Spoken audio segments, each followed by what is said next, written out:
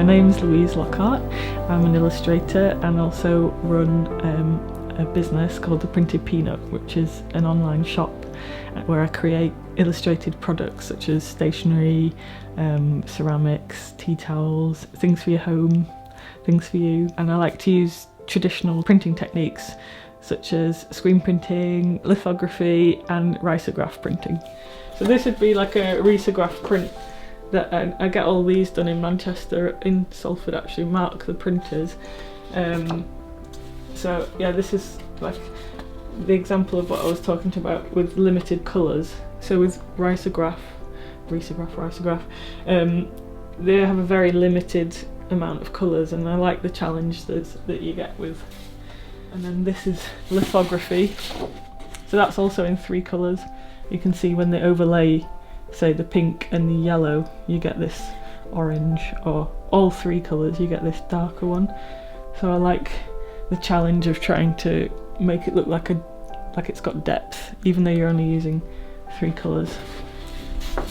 I first started the Printed Peanut back in 2012 when I was working in this amazing stationery shop in Vancouver in Canada, and I was working in the shop part-time, surrounded by all this brilliant stationery, and it sounds silly to think about it now, but this is sort of pre-Instagram days, and it never really occurred to me to apply my illustration to products, which is now just a massive thing that everybody does, but it had never really occurred to me before.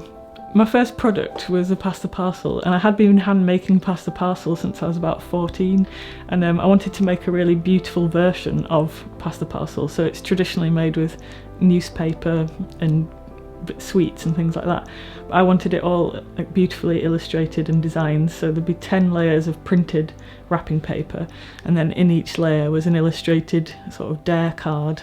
So I'd sell these parcels that look really like beautifully wrapped parcels in this shop, and in Canada they didn't know what this game was, so there was quite an interest in it, and I sold lots of them. And when I moved back to Britain, I managed to do lots of craft fairs and winter fairs, and they really took off. I expanded my range into, I made paper dolls houses, paper circus, anything that I could think of, alongside cards and other traditional birthday things like wrapping paper, and it just sort of started from there really. I grew up in a very creative household, so all my family are artists. My grandparents, they met at Glasgow School of Art, which is where I ended up going. So I've definitely always had creative people around me, so I didn't have much hope of being anything else really. I was very encouraged. I mean, they wouldn't have minded if I was anything else, but I was very encouraged to do drawing a lot as a child, and I couldn't help it. I was always making little comic books and storybooks, and just always in my own worlds of drawing characters and cats, and it's the same stuff I'm still doing now really. I've always done drawing, and I always wanted to have a job where I could be drawing. I didn't know that you could be an illustrator as a job, but once that all clicked into place, I was like, yes, this is the job for me. And luckily I can do it.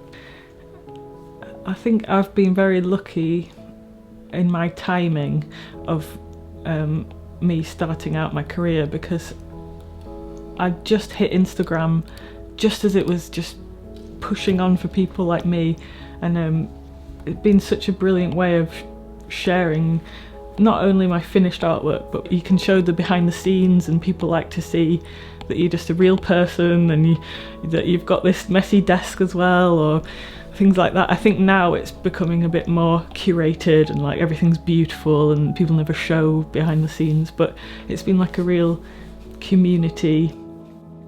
Day to day, my routine would be, I usually start work around 9, checking emails, seeing if I've got any orders from my online web shop, and also orders from wholesale shops. So I sell my products to lots of different shops all around the world, which is another really great way of people physically picking up your product and seeing it all around the world and then connecting with you in that way. Because I work in my own house, it is quite hard to stop working at the end of the day. I'm trying to be more diligent about having a 9-to-5 routine, but it's not really happening. I find it quite hard to stop working in the evening, but I think that's a true sign of being really into what you're doing and like loving what you're doing, and you don't want to switch off. It's a joy to work, so you're not watching the clock and thinking, oh, 5 to 5, I'm good, but you know, it's more like, oh, I've got to stop now and go and cook some food.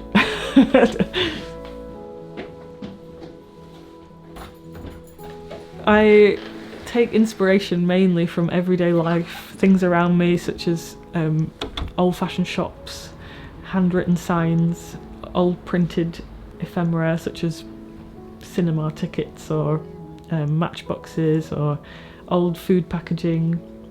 If I'm feeling like I need some inspiration, I might go to, you know, like a beautiful deli in Manchester and have a look at all the foreign food packaging, beautiful olive oil tins. Yeah, I love looking around second-hand shops, charity shops, flea markets, seeing all the characters in the town that I live in is full of really brilliant characters, and I think that, you know, seeing people just running cafes and that sort of everyday life, it's just, that's where I get most of my inspiration from. People always ask me, why did you call it the printed peanut? And I just don't know is the answer. I was eating a lot of peanut butter at the time in Canada, and I make printed products, so I just love the word peanut.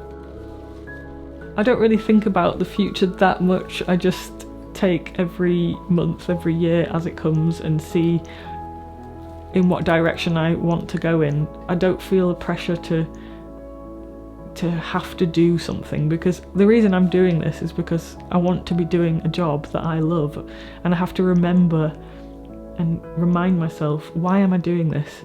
Because so many people would love to run their own creative business. I never thought that I would run a business, but it's just so happened that it's a great way of having a more steady income when you're a freelance illustrator. I always remember how lucky I am to be doing something that I love.